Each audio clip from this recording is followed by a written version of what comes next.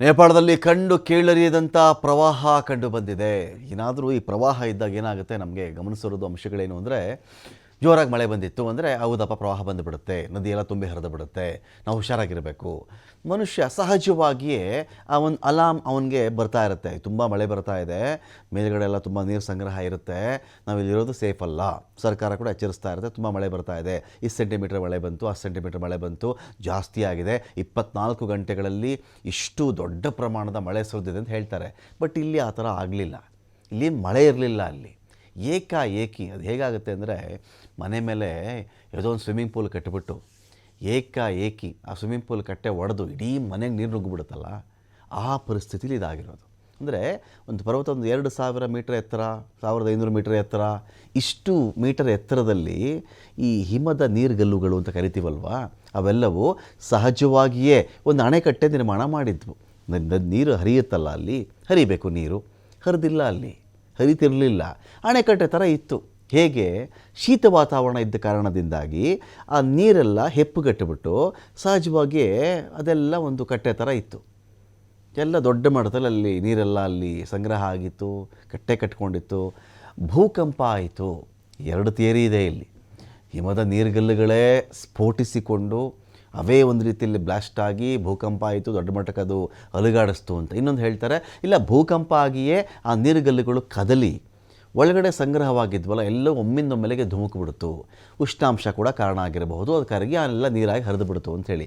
ಏಕಾಏಕಿ ಒಂದು ದೊಡ್ಡದು ಒಂದು 70-80 ಬೆಟ್ಟಗಳು ಒಮ್ಮೆ ಉರುಳಿ ಬಂದುಬಿಟ್ಟು ಒಂದು ಮನೆಗಳ ಕಡೆಗೆ ಬಂದುಬಿಟ್ರೆ ಹೇಗಾಗುತ್ತೋ ಆ ಪರಿಸ್ಥಿತಿ ಅಲ್ಲಿ ಉಂಟಾಗಿದೆ ಅಂಥೇಳಿ. 359 ಜನ ಸತ್ತಿರೋದಿಲ್ಲಿ, ಸಾವಿರಾರು ಜನ ನಾಪತ್ತೆ ಆಗಿದ್ದಾರೆ. ನೀರಿನಲ್ಲಿ ಮೃತದೇಹಗಳು ತೇಲ್ಕೊಂಡು ಬರ್ತಾ ಇವೆ ಈ ಕ್ಷಣಕ್ಕೂ. 359 ಜನ ಸಾವು ಅಂತ ಹೇಗೆ ಹೇಳೋದು? ಯಾರನ್ನ ಕಣ್ಣಾರೆ ಕಂಡ್ರ? ಹಾಗಲ್ಲ. ಈ ನೀರಲ್ಲಿ ಎಲ್ಲೆಲ್ಲಿ ಡೆಡ್ ಬಾಡಿ ಸಿಗುತ್ತಲ್ಲ, ಡೆಡ್ ಬಾಡಿ ಸಿಗ್ತಾ ಇವ್ರು ಸತ್ತೋಗಿದ್ದಾರೆ ಅಂತ ಲೆಕ್ಕ ಕೊಡ್ತಾ ಇದ್ದಾರೆ ಅಷ್ಟೇ. ಡೆಡ್ ಬಾಡಿ ಸಿಕ್ತು, ಸತ್ತು ಹೋಗಿದ್ದಾರೆ ಲೆಕ್ಕ ಕೊಡ್ತಾ ಇದ್ದಾರೆ. ಅದು ಬಿಟ್ಟುಬಿಟ್ಟು ಈ ಸಾವಿರಾರು ಜನರ ಕಥೆ ಇದೆಯಲ್ಲ, ಯಾರ್ಯಾರಿಗೂ ಗೊತ್ತಿಲ್ಲ. ಅದು ಅವರು ಬದುಕಿದ್ದಾರಾ ಗೊತ್ತಿಲ್ಲ, ಸತ್ತೋಗಿದ್ದಾರಾ ಗೊತ್ತಿಲ್ಲ, ಸಂಪರ್ಕಕ್ಕೆ ಸಿಗ್ತಾ ಇಲ್ವಾ ಸಿಗ್ತಾ ಇಲ್ಲ.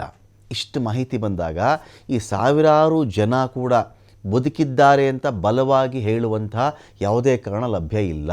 ಹಾಗಾಗಿ ಈ ಸಾವಿನ ಸಂಖ್ಯೆ ಇದೆಯಲ್ಲ 359 ಏನೇನೋ ಅಲ್ಲವೇನೋ ಅಂತ ಅನ್ನಿಸ್ತಾ ಇದೆ. ಇಲ್ಲಿ ಎಲ್ಲಾದರೂ ಬದುಕಿದ್ದಿದ್ರೆ ಅವರು ಹೇಗಾದರೂ ಸಂಪರ್ಕಕ್ಕೆ ಸಿಕ್ಕಿಬಿಡ್ತಾ ಇದ್ರು ಅಂತ. ಆಯಿತು, ಇದರ ಆಚೆಗೂ ಕೂಡ ಕೆಲವರು ಕೆಸರಲ್ಲಿ ಹೂತ್ಕೊಂಡು ಏನೋ JCB ಕಾರ್ಯಾಚರಣೆ ಶುರು ಮಾಡಿಯೋ ಆ ಮಣ್ಣು ಅಗದಾಗಲೋ ಸಿಗಬಹುದೇನೋ, ಅಲ್ಲೂ ಒಬ್ಬರೋ ಇಲ್ಲೊಬ್ರಿಗೋ ಜೀವ ಇರಬಹುದು, ತೀರಾ ಅವರು ಪ್ರಾಣ ಹೋಗೋ ಸ್ಟೇಜಲ್ಲೇ ಸಿಗಬಹುದು ಅಂತ ಅಂದ್ಕೊಳ್ಳೋಣ. ಕಾರ್ಯಾಚರಣೆ ಮಾಡೋದು ಎಲ್ಲಿಂದ? ನಿಂತೋಗ್ಬಿಟ್ಟಿರೋಲ್ಲ, ಪ್ರವಾಹ ಬರ್ತಾನೇ ಇದೆಯಲ್ಲ. ಯಾರು ಇವಾಗ ಹೋಗಿ ಅಲ್ಲಿ JCB ತೊಗೊಂಡೋಗಿ ಕಾರ್ಯಾಚರಣೆ ಮಾಡಿ ರಕ್ಷಣಾ ಕೆಲಸ ಮಾಡೋದು ಯಾರು ಅಂತ ಒಂದು ಪ್ರಶ್ನೆ ಬರ್ತಾ ಇದೆ ಇಲ್ಲಿ. ನೀರಲ್ಲಂತೂ ಡೆಡ್ ಬಾಡಿಗಳು ತುಂಬ ದೊಡ್ಡ ಮಟ್ಟದಲ್ಲಿ ತೇಲ್ಕೊಂಡು ಬರ್ತಾ ಇವೆ. ಅನೇಕ ಮನೆಗಳೇ ಮಣ್ಣಲ್ಲಿ ಹೂತು ಹೋಗ್ಬಿಟ್ಟಿವೆ.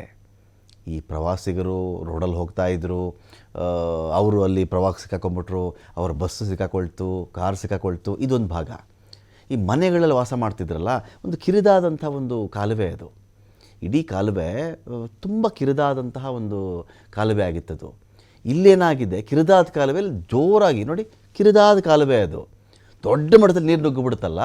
ಈ ಕಿರಿದಾದ ಕಾಲುವೆ ಇಕ್ಕಲೆಗಳಲ್ಲಿ ಜನ ಮನೆ ಮಠ ಕಟ್ಕೊಂಡಿದ್ರಲ್ಲ, ಎಲ್ಲ ಕೊಚ್ಕೊಂಡು ಹೋಯ್ತು ಅಷ್ಟೇ. ನೋಡಿ ಅಲ್ಲಿ ಬರ್ತಾ ಇದೆ ನೀರು, ನೋಡಿ ನೀರಿನ ಎಷ್ಟು ಸನಿಹದಲ್ಲಿ ಅಲ್ಲಿ ಮನುಷ್ಯರು ಅಲ್ಲಿ ಮನೆ ಕಟ್ಕೊಂಡು ವಾಸ ಮಾಡ್ತಾರೆ. ನೋಡ್ಕೊಳ್ಳಿ, ಆ ಮನೆಗಳು ಉಳಿಯುತ್ತವ? ಅಲ್ಲಿ ಮನೆ ಉಳಿಯಲ್ಲ, ಅವ್ರಿಗೇನು ಅಂದಾಜಿರಲ್ಲ, ಮನೆ ಸಮೇತ ಕೊಚ್ಕೊಂಡು ಹೋದ್ರಲ್ಲ, ಅಲ್ಲೆಷ್ಟು ಸಾವು ನೋವಾಗಿದೆಯೋ ಗೊತ್ತಿಲ್ಲ ಅಂತ ಪ್ರಶ್ನೆ ಇದೆ ಇಲ್ಲಿ. ರಸ್ತೆಗಳು ಕೊಚ್ಕೊಂಡು ಹೋಗಿದೆ, ಸೇತುವೆಗಳು ಕೊಚ್ಕೊಂಡು ಹೋಗಿದೆ, ತಮ್ಮವರನ್ನು ಕಳೆದುಕೊಂಡಂಥ ಜನರ ರೋದನೆ ಮುಗಿಲು ಮುಟ್ತಾ ಇದೆ. ಇಲ್ಲಿ ರಕ್ಷಣಾ ಕಾರ್ಯಾಚರಣೆ ನಡೀತಾ ಇದೆ. ಸುರಕ್ಷಿತ ಸ್ಥಳಕ್ಕೆ ಹಲವರನ್ನು ಸ್ಥಳಾಂತರ ಮಾಡಲಾಗಿದೆ. ನೇಪಾಳದಲ್ಲಿ 5.2 ತೀವ್ರತೆಯ ಭೂಕಂಪ ದಾಖಲಾಗಿರೋದಲ್ಲಿ ನಿನ್ನೆ ಬೆಳಗ್ಗೆ 8:37 ನೇಪಾಳ ಚೀನಾ ಗಡಿಯಲ್ಲಿ ಭೂಕಂಪ ಆಗಿದೆ. ನಂತರ ನೀರ್ಗಲ್ಲು ಭೂಕಂಪದ ನಂತರದಲ್ಲಿ ನೀರ್ಗಲ್ಲು ಕೂಡ ಸ್ಫೋಟಿಸಿರಬಹುದು, ಕರಗಿರಬಹುದು, ಜಾರಿರಬಹುದು ಅಂತ.